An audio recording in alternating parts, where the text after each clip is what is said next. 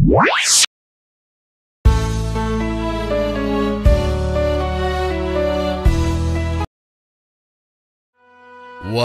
api, menjadi dinginlah dan menjadi keselamatanlah bagi Ibrahim. Bangsa Babilonia adalah bangsa yang tidak mempercayai Allah. Mereka justru menyembah bintang-bintang. Salah satu dari bintang tersebut adalah Marduk, yang merupakan bintang terbesar dalam pandangan mereka. Para imam membangun kuil suci bagi Marduk. Selain Marduk, mereka juga menyembah Namrudz, raja mereka. Siapakah Tuhan kalian? Engkau, wahai Namrudz yang agung. Siapakah Tuhan kalian? Engkau, wahai Namrudz yang agung. Siapakah Tuhan kalian? Engkau, wahai Namrudz yang agung. Bagus. Kalian orang-orang yang cerdas. Akulah Tuhan sekalian alam. Demikianlah keangkuhan seorang Namrudz. Ia merasa besar dengan kekuasaannya, dan ia benar-benar mengangkat dirinya sendiri menjadi Tuhan yang perintahnya harus ditaati. Sampai pada suatu ketika dalam sebuah pertemuan agung dengan para peramal, salah seorang di antara mereka menyampaikan, Yang mulia, sebagaimana yang kami lihat dari posisi bintang-bintang, di negeri ini, tahun ini, akan lahir seorang bayi yang akan mengajak rakyat kepada agama baru yang akan meruntuhkan kerajaanmu. Berhati-hatilah, Yang Mulia. Apa yang dikatakannya benar. Sebaiknya Yang Mulia segera mengambil tindakan. Baiklah, aku percaya. Mulai saat ini, semua bayi laki-laki di Babilonia harus dibunuh. Semuanya. Tanpa pikir panjang, Namrudz mengambil keputusan yang sangat mengerikan. Serta-merta, ia mengerahkan seluruh tentaranya untuk membunuh semua bayi laki-laki di Babilonia. Sementara itu, di sudut kota Babilonia, tinggallah seorang pembuat patung terkemuka bernama Azar. Ia sangat terpukul mendengar perintah Raja Namrudz, Tuhannya selama ini. Dikarenakan istrinya tengah hamil tua dan tinggal menunggu waktu untuk melahirkan anak pertamanya. Wahai istriku, sungguh aku takut tentara Namrudz akan menemukan engkau dan membunuh anak kita yang akan terlahir nanti. Demi Marduk Tuhan kita, aku akan membawamu keluar dari sini. Kita harus bersembunyi hingga keadaan aman. Oh, baiklah. Kalau begitu, aku akan bersiap-siap. Wahai Namrudz yang agung, semua bayi laki-laki di negeri ini telah kami bunuh tanpa kecuali. Bagus. Namrudz demikian puas mendengar laporan tentaranya. Dia merasa aman sekarang. Tahun demi tahun pun berlalu. Anak Azar yang telah disembunyikan itu telah tumbuh menjadi anak yang kuat dan cerdas.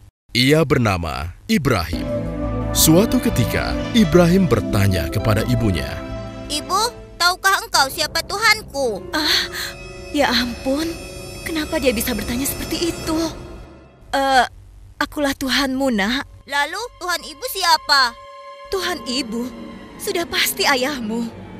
Kalau begitu, Tuhan ayahku siapa? Ibrahim, kenapa kau bertanya seperti itu? Tentu saja Namrudzlah Tuhan ayahmu.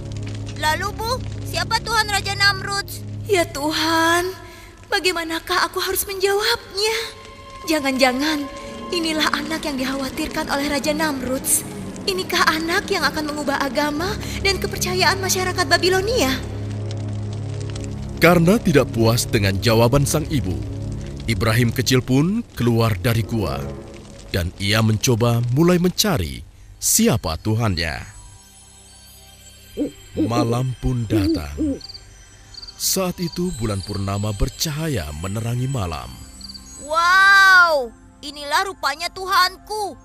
Ibrahim kecil sangat kagum dengan bulan purnama itu. Sekali lagi ia yakin itulah Tuhannya. Tetapi tatkala pagi menjelang, Kenapa dia menghilang? Kemana sinarnya tadi? Dia pasti bukan Tuhan. Wow, ini pasti Tuhanku. Indah sekali. Besar dan sangat terang. Pasti dia kuat sekali. Tetapi malam pun datang. Pasti dia juga bukan Tuhan. Tuhan tidak mungkin pergi. Demikianlah, Ibrahim kecil merenung dari hari ke hari. Ia mencari siapa Tuhannya. Ia telah mengamati semua yang ada di alam ini, sampai akhirnya ia menyimpulkan bahwa Tuhannya adalah Tuhan yang menciptakan alam semesta. Dialah Allah yang Esa. Beberapa tahun kemudian, di usianya yang dewasa, Ibrahim pun diangkat menjadi utusan Allah. Beliau pun kembali kepada kaumnya di negeri Babilonia. Beliau pun memenuhi tugasnya menyeru manusia kembali kepada Allah.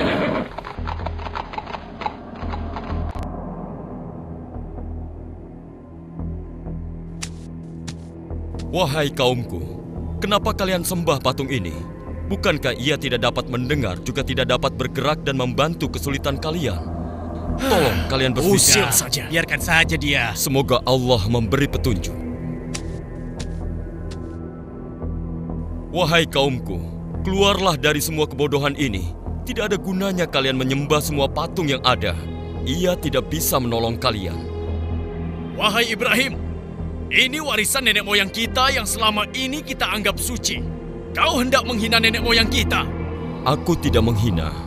Aku hanya mengajak kepada kebenaran yang sesungguhnya. Kebenaran seperti apa yang kau maksudkan, Ibrahim? Sembahlah oleh kalian Allah yang Esa yang menciptakan kita, batu-batu itu, dan alam semesta ini. Celaka engkau Ibrahim.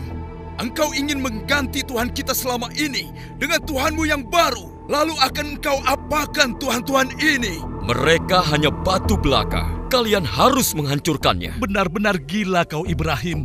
Engkau ingin menghancurkannya. Terkutuk engkau. Marduk akan menghukummu. Aku tidak takut. Aku berlindung kepada Allah, karena dialah yang harus kita takuti. Aku ingin mengetuk hati kalian. Bukalah hati kalian. Hai Ibrahim, kau tidak lebih suci daripada kami. Hentikan ocehanmu. Aku tidak akan berhenti menyeru kalian kepada kebenaran. Dengarkan dan renungi kata-kataku. Tinggalkanlah patung-patung tidak berguna itu. Omong kosong. Jika engkau terus menghina Tuhan kami akan menghajarmu, wahai Ibrahim.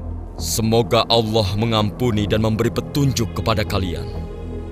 Demikianlah, Nabi Ibrahim terus berdakwah tak kenal lelah, menyeru kaumnya agar meninggalkan patung-patung itu dan menyembah hanya kepada Allah saja. Namun, sebagian besar dari kaumnya mengingkari.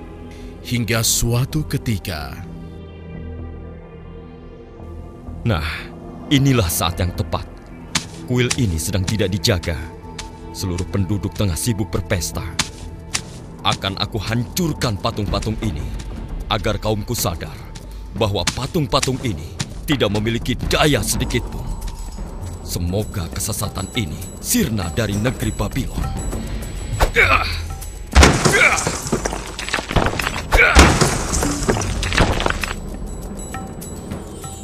Nabi Ibrahim menghancurkan semua patung-patung milik kaumnya, kecuali berhala yang paling besar yang disebut Marduk. Bahkan Nabi Ibrahim menggantungkan kapaknya pada patung tersebut.